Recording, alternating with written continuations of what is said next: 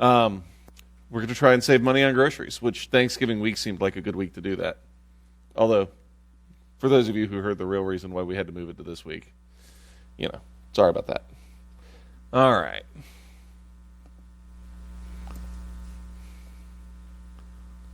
So we're going to start by trying to take a survey. Y'all get your phones out?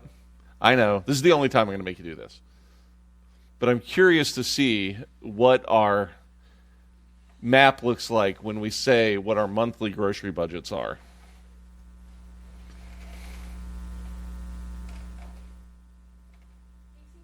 Yes? Exactly. Just groceries. Oh, hey, look. You can do it that way, too. This is my first time using this, so...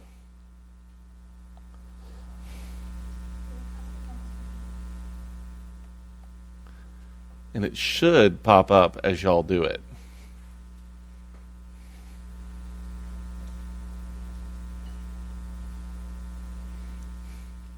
Should, I say? Okay, now 2 of you are typing.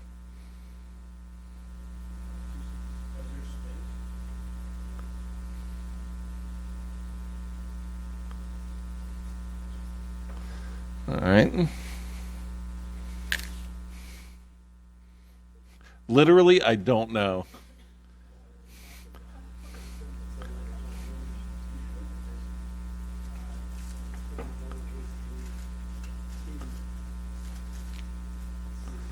Okay. So, judging by y'all's numbers, y'all don't actually need to be here. You're doing good. None of you are my students who are spending $600 a month on food. All right, $550 for 2 people. 120. Okay, 120. You need to help us menu plan. Not bad.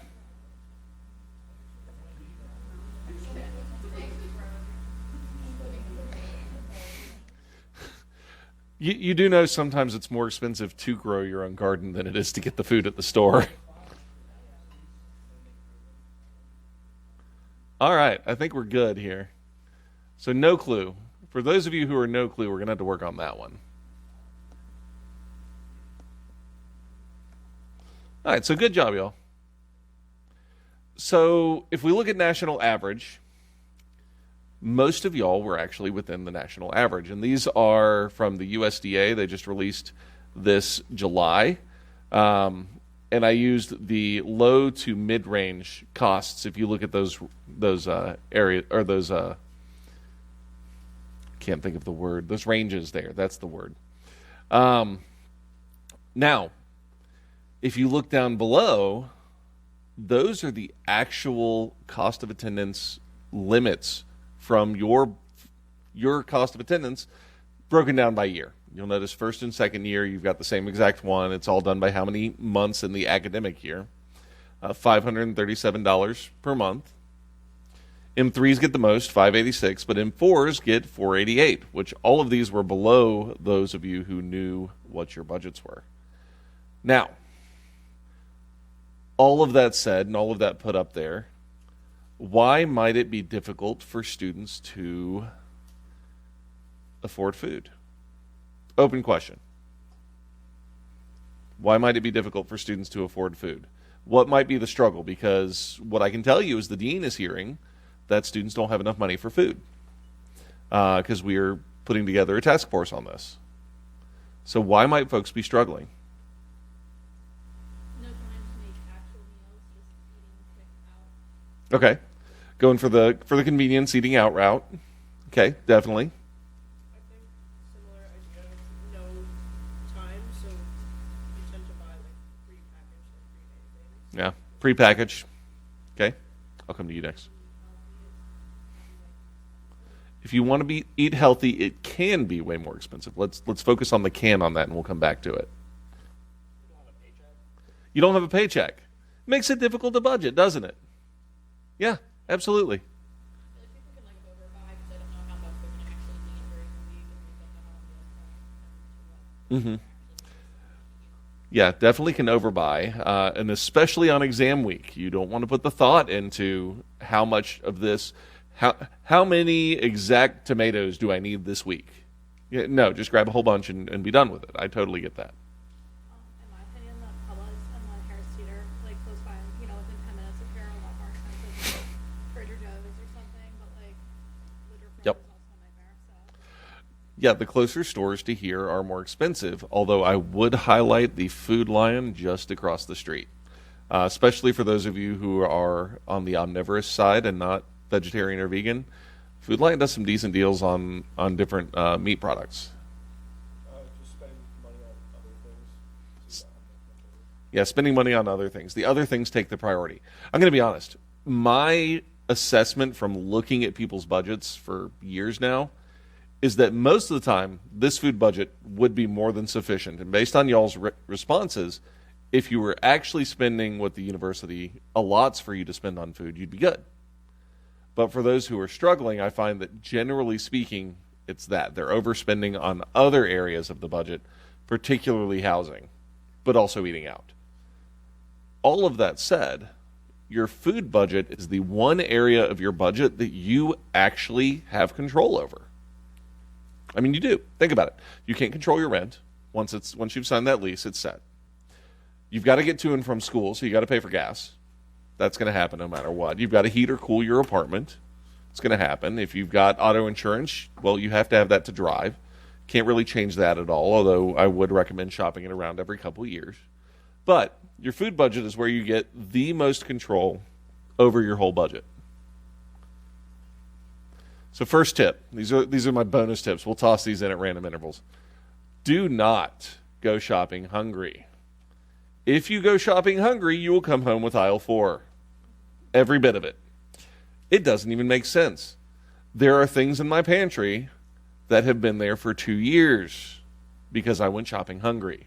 And I can't figure out how to use them. And I cook a lot. I teach cooking classes, for crying out loud. And I'm like, what on earth am I going to do with this? So, bonus tip number 1. All right.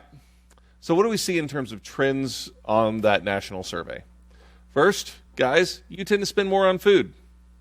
Understand that. Try and figure out what maybe you can do about it. The older you get, the more our costs go down. No one can really explain why. I can put a few guesses out on this, but the data just shows that the older you are, the more your costs go down on food. More than likely, you get better at cooking, you get better at these things that take practice, the meal planning and knowing just how much to buy and that sort of thing. That's going to be a large portion of it. And the more people you purchase for, the lower the cost per person. That one's kind of obvious. Has anyone tried to make a dinner for one person? Is that not the most difficult thing in the world, is to cook for one and not plan on having leftovers? I can't do it. Granted, I'm normally cooking for 8. But I can't cook for one. There's always like so many leftovers, it's ridiculous. Or if I'm cooking for one and planning for one, it's a way more expensive. But these are just kind of some basic trends. So here's some of the most basic ways to save.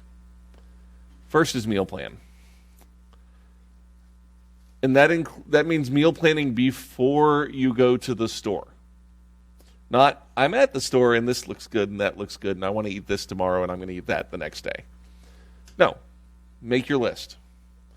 Bonus points, and I highly recommend this, make your list based on what's on sale at the store you're going to go to.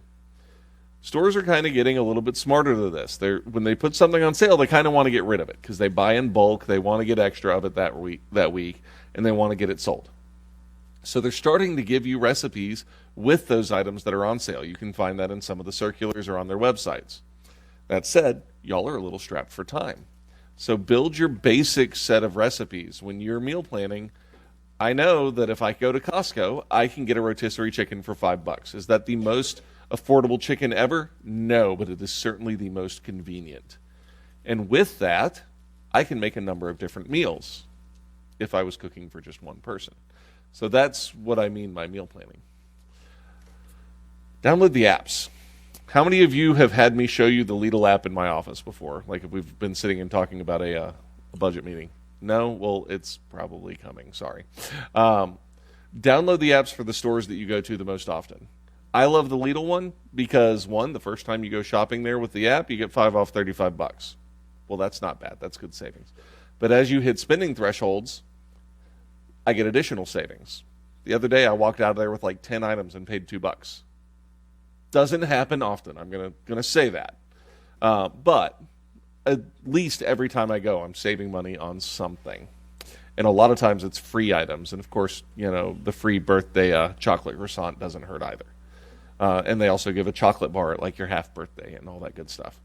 So download those. Publix has a good app. So if you're going to be shopping at Publix, download their app. You can go through and you can click coupons without actually cutting coupons. I don't know that anyone does that anymore. No one's willing to cop up to it. Y'all, when I first did this presentation, I would show up and I had a binder this big, slap it down on the table, and that was our coupon binder from when we used to shop at Publix, because it was the closest store when we lived in Columbia, and the first year and a half I was here. I was going back and forth. Well, now I don't do that anymore. I'll clip an online coupon. I've just gotten lazy, and I've gotten more efficient. That's the better way of saying that. And so, electronically clip the coupons. Make it easy on yourself. But do something that's going to take all of 2 seconds, because y'all's time's busy. Join the clubs. So if they've got a savings club or whatever it is, one, you'll get those recipes emailed to you. Ingles is pretty good about that. I don't know that they have that around here. We've got them in Spartanburg. So they're good about that. They email you all the circulars, all the ads each week, and bonus savings. Or if you're a part of the club, like if I'm going to shop at Ingles anyway, well, I better be part of the club because I also get savings on gas at their gas station. So all of that. And if I go this day, I get 3 times the points and all that, whatever the deal may be. Food Lion's really good about it. I go shopping there for just some regular things here and there, usually on the way into work because it's not convenient to home, but it's convenient for like getting my coffee and stuff for my office. And so I'll go in there, I'll buy a couple things. And every once in a while, it'll be like, hey, you earned $2 in savings. So I can get that $2, spend it on whatever I want. Usually, again, the coffee, it kind of recycles itself. Things that you can do passively to save money, why not do them? It's super easy, and it takes up like a few megabytes on your phone. Buy in bulk. This one can be dangerous because not everything in bulk is cheaper. I want you to do an experiment. Next time you go to the store, and Dr. Troke will kill me for using this example, but go look at the ketchup. A lot of people use ketchup. Ketchup, if you break it down in terms of by volume, has kind of this magic point right in the middle. The middle-sized bottles are the cheapest, generally, per ounce. You start getting bigger than that, or you start going smaller than that, they tend to go up in price per ounce. I have not figured out why, except for they're trying to play on the idea that bulk is always cheaper, and so they charge more for that. It's the only thing I can think on that, is they're trying to play on this idea that we've realized bulk is usually cheaper, and they're going to charge us more. Now, other things that you can buy in bulk. Cooking oil. Buy the gallon. Keep a little small squirt bottle, or save it from a previous thing. Or, if you ever get restaurant or come to one of the catered events here and they've got their dressing in a little squirt bottle, save that, pour out of the gallon bottle into that. I do that at my kitchen all the time. Helps my kids not pour way too much oil into a pan when they're cooking. So buy that in bulk. Buy your flour, your sugar, things like that in bulk. So long as you will use it before it's going to go bad. That's the real test on that. Like, what can I buy in bulk? What should I not buy in bulk? Most of y'all, because you have much smaller number of people that you're cooking for, should not be buying your veggies in bulk. Kind of makes sense, right? They're going to go bad before you eat them. Quite frankly, some of you shouldn't buy more than like 3 bananas at once because they'll go bad before you eat them. By the way, older looking bananas, toss them in the freezer, then take that frozen banana, toss it in a blender. Amazing banana ice cream. I'm just saying, it turns into like this really good soft serve. Or banana bread, but you didn't hear me say that one. So buy in bulk what you can. Non-perishables are a better thing to buy in bulk, provided you'll use them up before they go bad. And let's also add that you have a place to store them. You don't want to start looking like a hoarder in your kitchen. That'd be bad. Compare costs by weight. Don't go by the size of the box or anything like that. When you are shopping and you're trying to figure out what's a better deal, the generic or the name brand, or this name brand versus that name brand, is this name brand item on sale cheaper than this generic? Well, break it down by weight, because different boxes are going to be the same size. The generic brands try and make their boxes look somewhat like the name brand stuff, but it may have less in it, so they can charge it to you. They can charge less for it. So kind of learn their tricks on that. So compare things by the weight to get the price per ounce or price per pound, depending on how it's done. That's a good way to save money because you're paying attention to that. Just calculator app on your phone. It takes 2 seconds.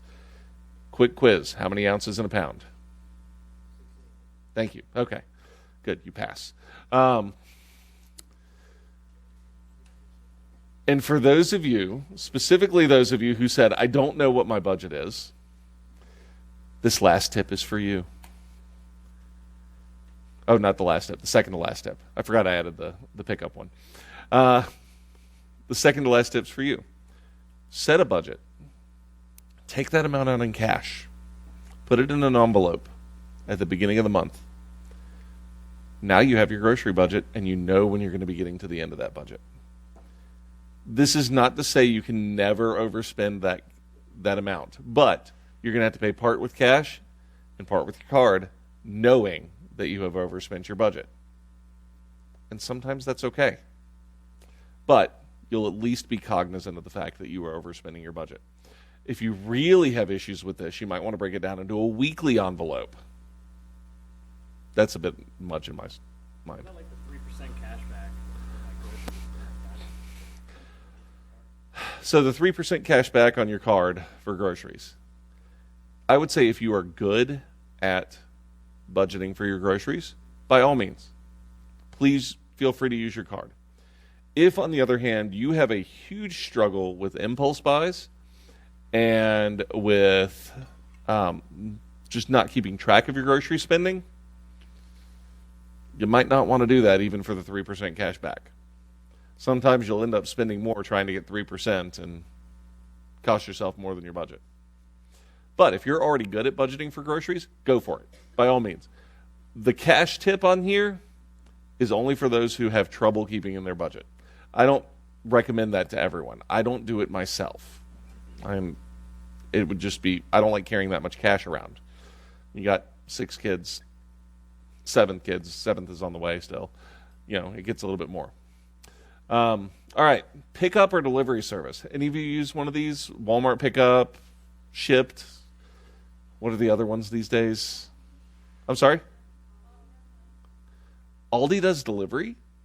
Or they do pickup? Okay. I don't tend to shop at Aldi a whole lot. Just I find their produce a little subpar. Unless you get there on like the day it was delivered. So, yeah, these are great. Why might these be great? You only spend what you put in your cart. Yeah. You just have to suffer and think you can add more stuff. Yep, you only spend what you put in your cart, and you can't add more stuff. There's no impulse buying in the store like, oh, that looks good, I've got to pick it up. You avoid all the traps that we're going to get to in a little bit in the presentation. In the past, I've even said that for some folks who have a lot of trouble with impulse buying, some of the services that you have to pay for, like Shipt or the Walmart Plus or whatever they call theirs, that delivers it to your house, might be worth it. You might actually save money over the year, depending on how many impulse buys you tend to make. I love these. Literally tonight at 8 o'clock, I'm going to pick up a Walmart order because I had to do my shopping for Thanksgiving, and so I had $45 worth of groceries to pick up.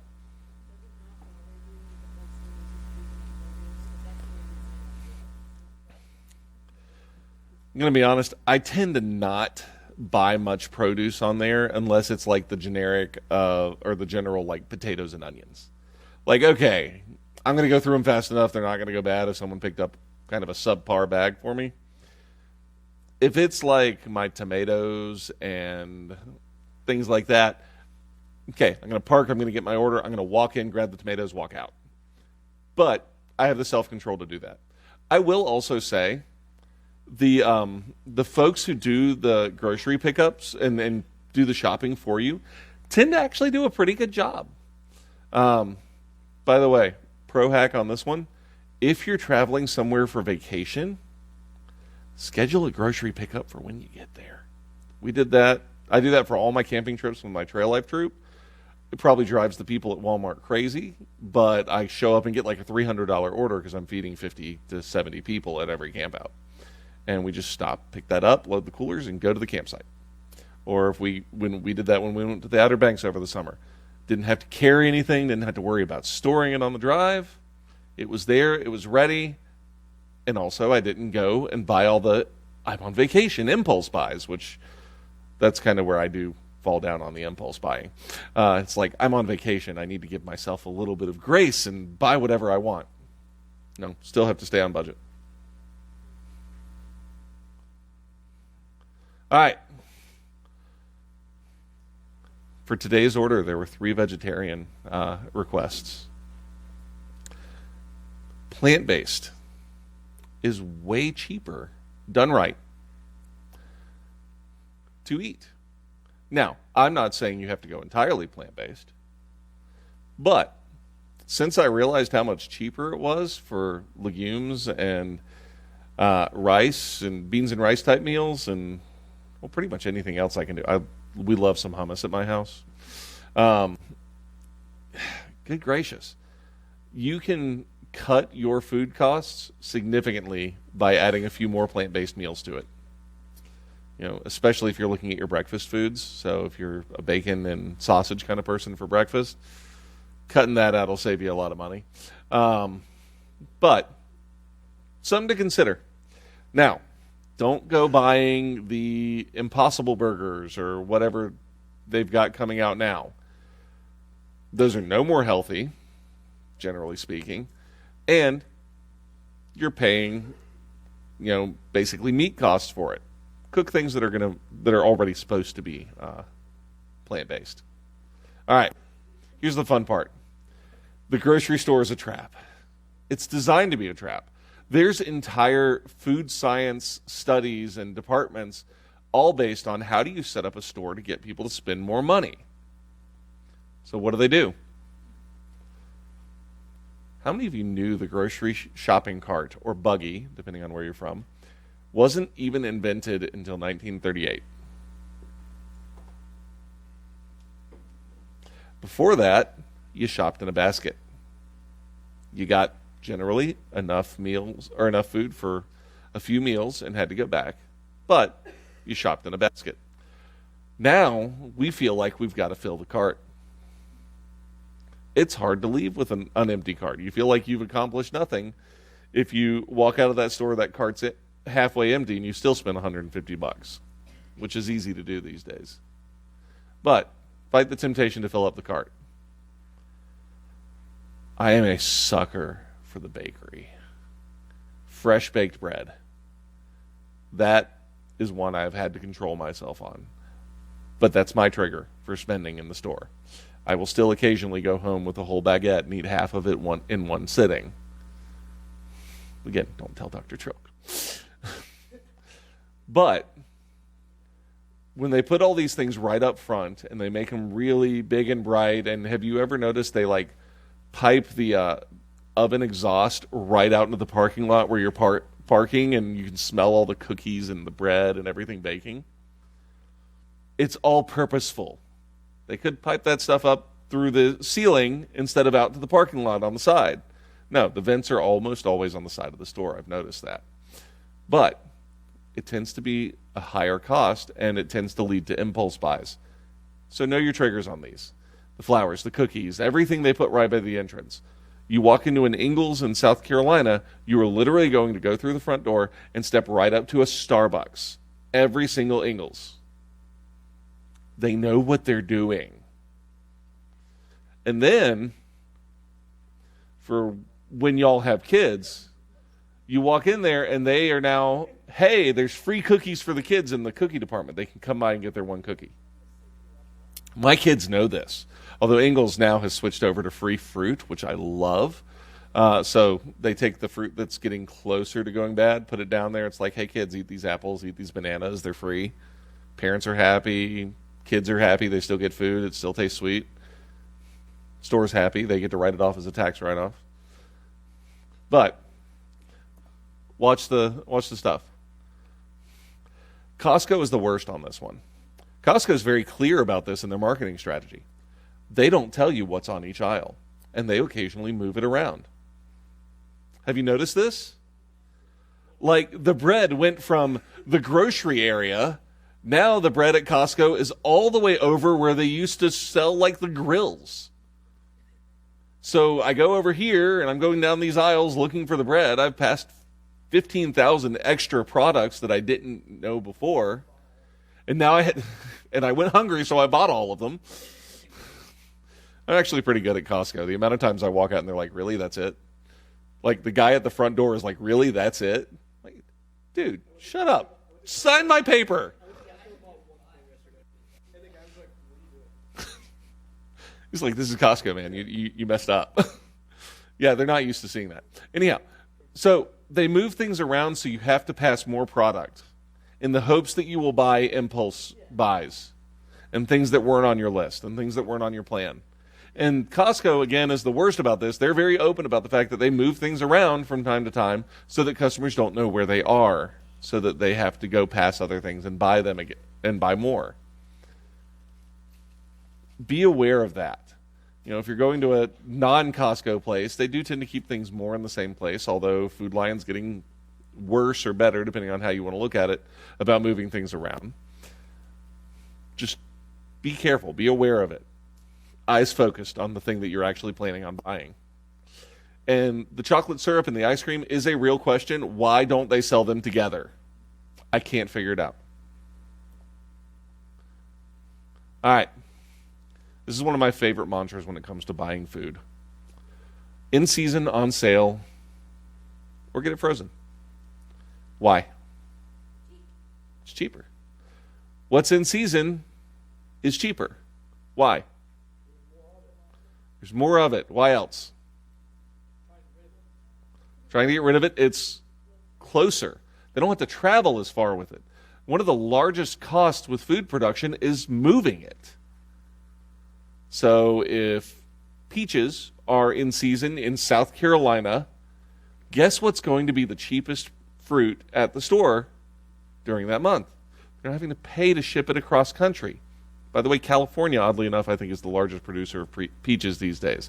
Kind of puts the peach state, Georgia, and South Carolina, which really should be the peach state, to shame. South Carolina produces more than Georgia, despite the moniker. Georgia named it because they've got more streets in Atlanta named Peach Street. Anyhow. So, if it's in season, it's likely on sale. And why would I get it frozen if it's neither of those? It lasts longer, absolutely. Why else? It's also cheaper. Yeah. You can buy in bulk as long as you've got the freezer space. Most of y'all probably don't have a full upright freezer like I do at my house. But you've got at least a little freezer space. Why else? What do they do with the stuff they can't sell right away when it's in season? They freeze it. It's picked when it's the best. And then it sits in a freezer all year, so you do lose some quality on it. But if I'm going to be sauteing it for a while, if I'm going to be tossing it in a soup or anything like that, there's no real difference in the quality from my perspective from someone who's cooked a lot and for a lot of years. You know, if you're going to cook it for a while anyway, you may as well use the frozen. Save the fresh for when it's actually in season. You know, corn on the cob, that's the one I don't think I'm buying frozen anymore. Did a low country boil last week with that, and it was awful.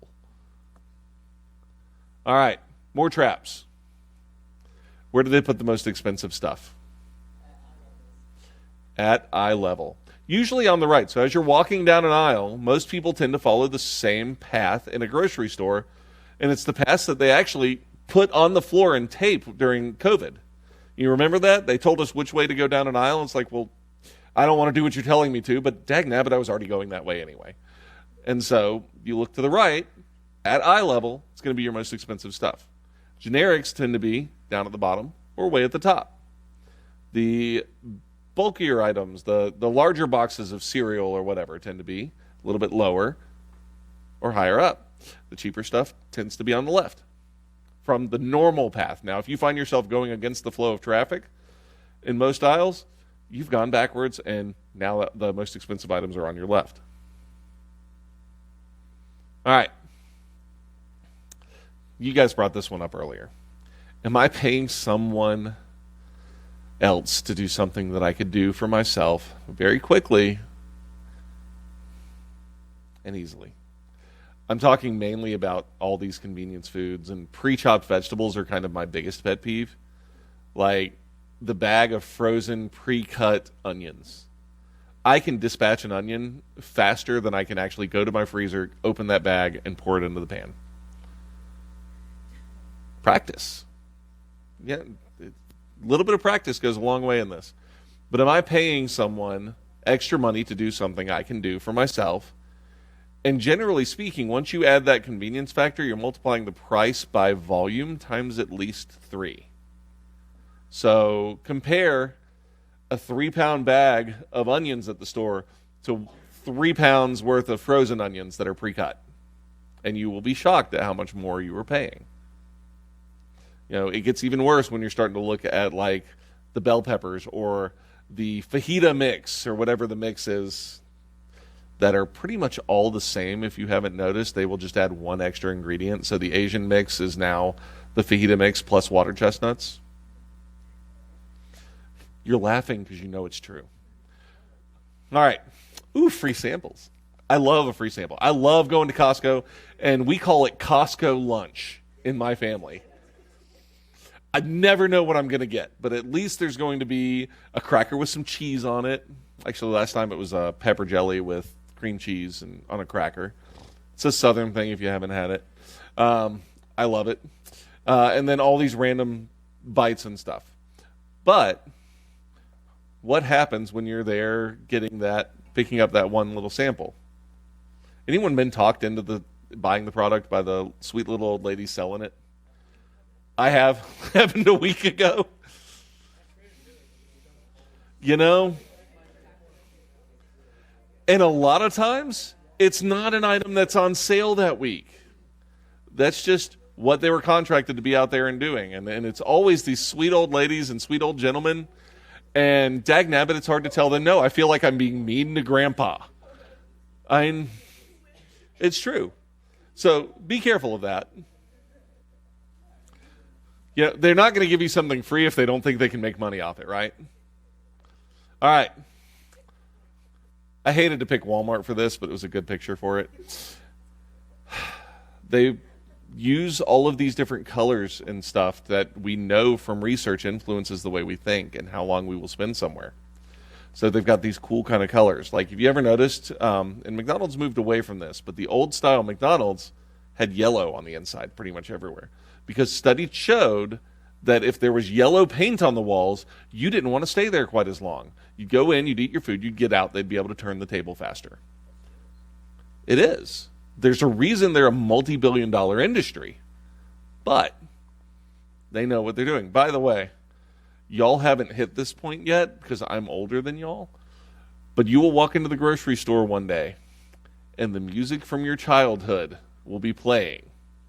And you will realize that you are now the demographic they are marketing to. This happened to me just a few months ago. I walked in, I'm like, dang, this is 90s music.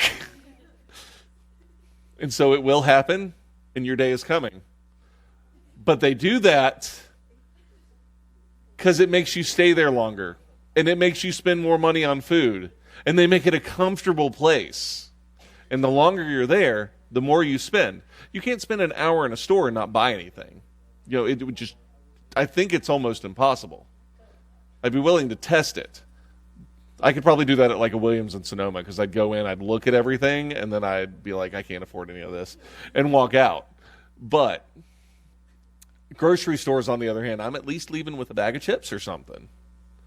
You know, they make it very, very comfortable, and they make you happy there. It's part of the free samples and things like that. All right. Bonus tip number 5. This is one of my favorites. This goes with meal planning. Cook once, use twice or more. Kind of goes back to, actually, how many of you have explored the Med Students Greenville Canvas page? Have any of you found the cookbook? You found the cookbook? Yes! How far can you stretch a chicken cookbook? That's from a session we used to do. And the idea was you walked into a store, you bought a rotisserie chicken, or you cooked a whole chicken, which would be even better if you did it yourself. And then you use it for a bunch of different recipes. Is a like full chicken less than £5 or less than $5 compared to like I don't know what price. It depends. Like, lately, it's pretty comparable, in which case I'm getting the Costco chicken.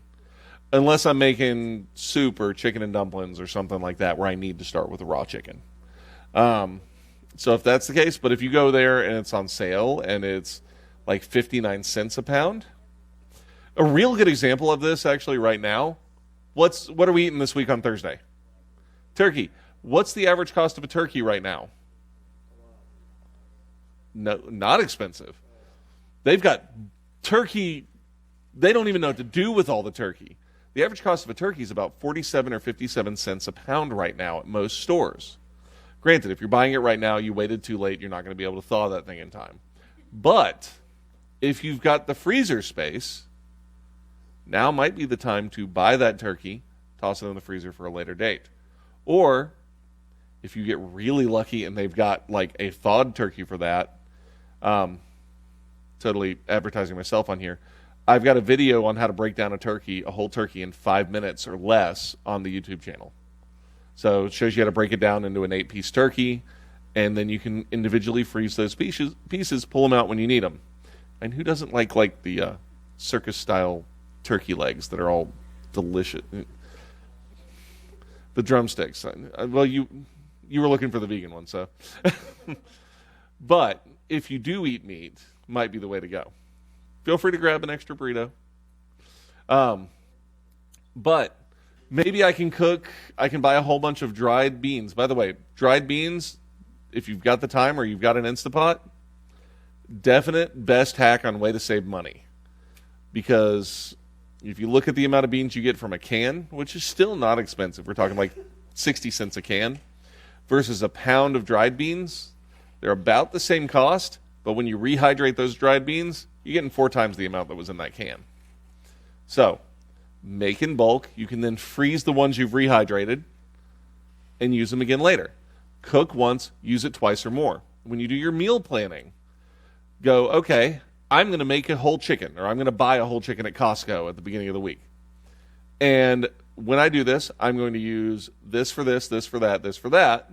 And so I've bought and used one chicken for 4 or 5 meals. And you don't have to work harder on that. Oh, I'm going to be using onions in 10 meals this week. I'm going to just, while I'm sitting here, chop up enough for that whole thing, put them in little baggies or in a container, and pull out of it as I need. However you want to do it. Do the work once, make it simple for yourself later, and if you meal plan, you know you can do this. All right. They're going to make that last-ditch effort count at the store. This is the last trap. You get to the checkout counter, and there's all that candy, all that convenience food. Like, ooh, I haven't seen that new type of whatever candy bar. That's a brand new one they just released. I wonder how that tastes. And you're sitting there waiting, and you hear beep, beep, beep, and the lady's slow as molasses. And you're like, I'm really frustrated. I saved a lot of money today. I really deserve that candy bar. They know what they're doing. They're going to put all these things there. Have you ever done a cost comparison on the stuff at the front checkout aisle versus the actual candy aisle? Anyone done that? What does the 2 Reese's pack cost you at that front aisle? It's about $2. What does the 12 pack of individually wrapped Reese cups cost you on the candy aisle? about $3.50. So you can get 2 for $2.15, or you can get 12 for $3.50. All because of placement. That's all it is. It's placement. And now it's kind of an extreme example, but by the way, one of my favorite hacks, any of you like to do s'mores? Saw some hands go up. Okay, skip the graham crackers, skip the Hershey's chocolate bars on the s'mores. Go to the cookie aisle, get the fudge stripe cookies. It's a graham cracker with chocolate already on it. Turn them inside out, put them on the outside of that cooked marshmallow. Game changer. And if you like coconut, the ones that are like the Samoas or whatever that the Girl Scouts used to sell or may still sell, that have the caramel and the coconut on the outside, that's like fancy s'more. But it's a whole lot cheaper to do that route, and it's a lot cleaner, especially in my case. I've got all the kids. All right. By the way, I did have ChatGPT double check this for me. This was the first time I've tried that out, and it said it was a pretty decent presentation. So I got ChatGPT's approval. All right. What tips do y'all have? What do you want to share with the group? How do you save money on groceries? Have Multiple stores. Yeah, I actually have what I would call my grocery circuit. I go on Wednesday nights because my wife is at orchestra rehearsal at church. The kids are all at the church programs. So I do my grocery shopping on Wednesday nights. I stop at Lidl. I go to Costco because I always fill up on gas at Costco as well. And then I go in and get the few things I need there, usually 1 or 2 items. And then I go and I finish out at Walmart or Ingles, depending on what I need and where it's going to be cheaper. That's my circuit, and so I tend to, know what to get where and what's on sale. So you kind of talked about it, but like I want all my produce. Yeah, buy frozen produce. I mean, there are certain things that, like I said with the corn, I won't do that with. Brussels sprouts is kind of another one. I love me some Brussels sprouts. And anything I'm going to roast, I tend to not buy frozen. But anything else that's going to be sautéed, tossed in a soup, put in a casserole of some sort, heck yes, frozen all the time. Yep. I go to Costco and like for $30 you can get, which I guess if you eat more, this may not be a savings, but for $30 you can get like a ton of chicken breasts, and I cut each one to huge chicken breasts too. So I cut each one in half, and I put them in little bags and I freeze them. Oh, yeah. I literally have done that once since I moved in and haven't bought chicken since. Heck yes. Good job. Yeah, buy in bulk. Yeah, and it depends on how much you eat. Oh, so here's another Costco. Yep. How many of you actually have Costco access? A lot of you. A lot of you can probably bum off the ones who have their hands up right now, by the way. Costco is really good about doing a discount off of a package of something. And so I was in Costco the other day. I was looking at it. It was Boston Butts. I was thinking about making barbecue. And this guy's over there. We're flipping through these things. I'm like, yeah, man, I'm looking for the smallest one. He's like, man, why are you doing that? I'm like, well, they're doing the cost off per package. If I buy the $18 one, you take $4 off of it. It's way less per poundage than you buying the most expensive one and taking $4 off that. So Costco's really good about that. If they're doing a cost off per package, you want to get the smallest, cheapest package you can get. I walked out of there with salmon one day for like $4 a pound because I bought the smallest package they had. It was one of those days where they had actually like run out of their normal and had split a whole bunch of packages and packaged it themselves. When they do that, it's the best day ever to go there. You just have to get lucky on that. All right, what else? What other grocery saving tips?